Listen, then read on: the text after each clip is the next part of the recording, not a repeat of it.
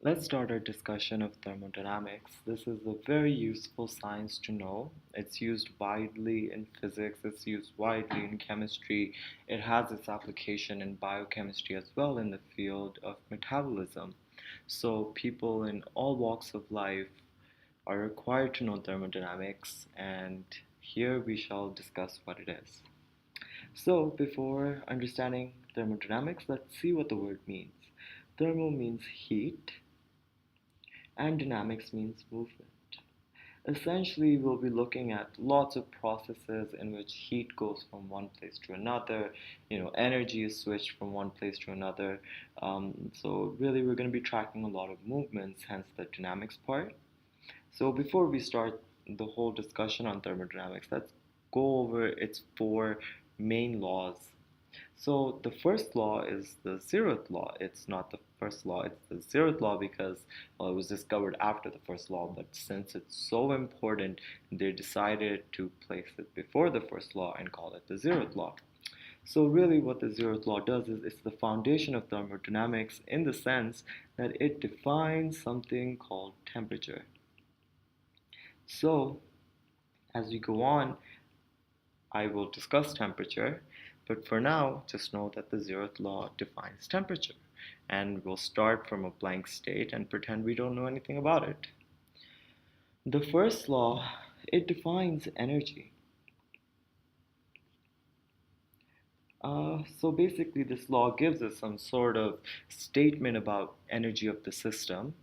And the whole idea is that energy is conserved. Okay, so you can't create energy, nor can you destroy it. I mean, it's the most common thing people know.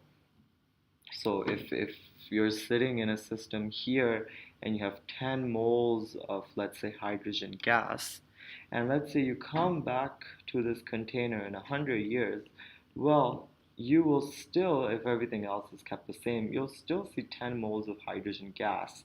So it's not going to turn into 10.11. It's not going to 10.11. It's not going to turn into 9.2. So, you're not going to lose any. You're not going to gain any. It's going to be exactly the same thing. This is energy conservation. This is an extension of it where you're talking about mass. If you are in physics, mass and energy can be interchanged. So deal with it. Second law of thermodynamics defines a quantity called entropy. What's entropy? Well, it's a very interesting quantity. I think a lot of people think it's a really interesting quantity because it gives us a quantitative value for randomness, for chaos. So we might know this qualitatively, but this really puts it into perspective, gives us a quantitative definition of randomness. So it tells you something about something called entropy. We'll leave that for later discussion as well. The third law of thermodynamics, which is the last law of thermodynamics, well, for now, we'll just say this. We'll say that the third law says is that you can go to any temperature on the temperature scale except for 0 Kelvin. So, in this temperature scale in Kelvin, you can be anywhere you'd like, but where you can't be is at this point. So, why can't we be here? We will discuss this later. You can talk about it in many perspectives. I think the easiest one to understand, at least for me, might be a little quantum mechanical definition where you need to know the idea of uncertainty, Heisenberg's uncertainty principle. But I'll explain that as we go on by. Now let's look at some definitions. We'll see that the definition part is extremely simple. What's the system? It's what we are studying.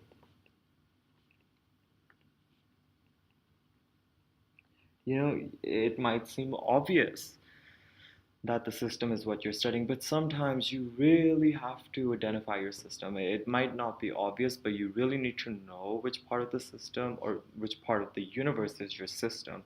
And if you can nail that, well, it's really going to help you. The surroundings is, well, everything except the system. And then, of course, the universe is the system plus the surroundings. Okay, So let's take an example. Let's say we have a reaction going on in this vessel, and we'll call that chemical reaction 1. So we're studying the chemical reaction in this box, so our system can be defined as this box, and all this black space you see around it, it is the part of the surroundings, and if we were to add them up, we would get a value for the universe. Of course, not the universe we live in. This is kind of pretend on the page that I'm drawing this on. So important stuff. Another important thing is that the system and surroundings are divided by a boundary. So that boundary, that's really going to tell you where the system ends and where the surroundings start. So it can be two types. It can be imaginary. You can have a pretend boundary that you define on your own. You don't really see it, but it's an abstract thing that you have defined. That's perfectly fine. Another boundary could be a physical material. So we'll see the role of boundaries soon enough, and we'll see the different types of boundaries as well. Now let's take a look back into systems. Well, there are basically three types of systems. So we have an open system, okay, we have a closed system, and we have an isolated system. It's important to mention that thermodynamics looks at macroscopic properties, the big picture. It really doesn't care that much about the molecular interpretation, quite frankly, because at the time that it was invented during the Industrial Revolution, we didn't have the definition of the atom. Sir Dalton didn't, describe an atom until later. So they only looked at macroscopic properties. Well, that's good for intuition. You can understand this concept easily. So we're going to be looking at two macroscopic properties when we define systems, and that's the mass and energy. So we'll say that a system is open if both mass and energy are allowed to be exchanged between the system and the surroundings. An example of this could be, let's say you have a beaker that's open, and in the beaker, let's say you have liquid nitrogen. So then, of course, you're exchanging some liquid nitrogen with the surroundings. Of course, and other types of things are happening. But in this system, heat is traveling in and out, and so is the mass in the form of vapors, nitrogen gas when it heats up. So a closed system is, well, basically, let's take that same beaker of liquid nitrogen and let's put a lid on it.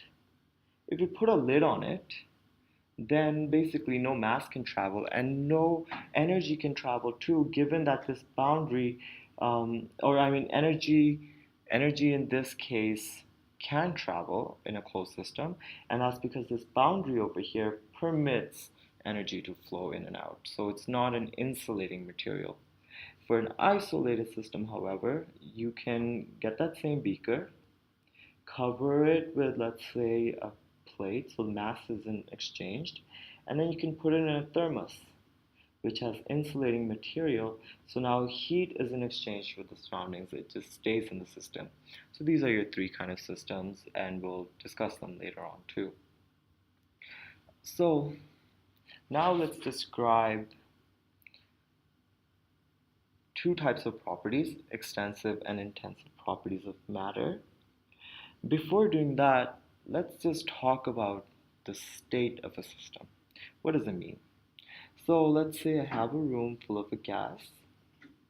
A random gas, could be any gas, doesn't matter.